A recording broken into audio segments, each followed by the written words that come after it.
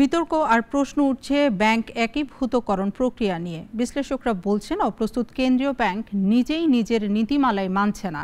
তারা বিষয়টাকে মার্জার না বলে বলছেন জোরপূর্বক সমন্বিতকরণ। ঋণ খেলাপি আর লোপাটে জড়িতদের রেহাই দিতে এই উদ্যোগ কিনা সেই প্রশ্ন তুলেছেন কেউ কেউ। সাইদ আরমানের রিপোর্ট।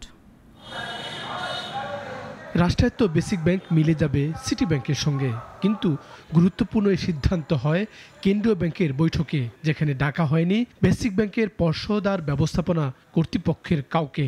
যদিও বেসিক ব্যাংক এখন বেঁকে বসে হয়েছে অর্থ মন্ত্রণালয়ের দ্বারস্থ।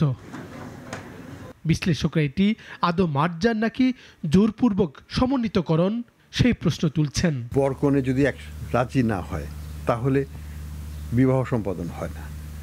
ঠিক একইভাবে মার্জিং করতে গেলে দুই পক্ষকে মোটামুটি কিছুটা সম্মতি থাকতে হয়।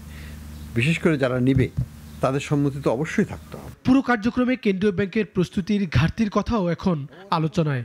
অর্থনীতিবিদরা বলছেন এতে আমানতকারীদের আস্থায় চির ধরছে।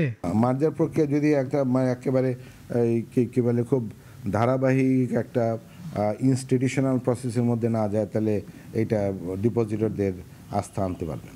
অন্য ব্যাংক মার্জারে এনে রাতারাতি সরস বনে যাবার সুযোগ পাচ্ছে কোনো ব্যাংক, আর নিয়ন্ত্রকের কথা বিনা প্রশ্নে মানছে হয়তো কোনো ফায়দা নিতে।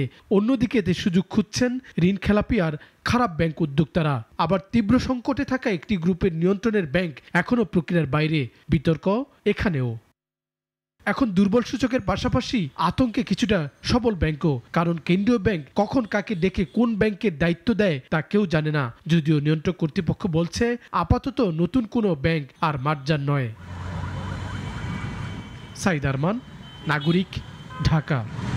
ওয়ালটন ফ্রিজ কিনে অনেকের মতো আপনিও হয়ে যেতে পারেন মিলেনিয়াল। সেরা পণ্যের সেরা অফার।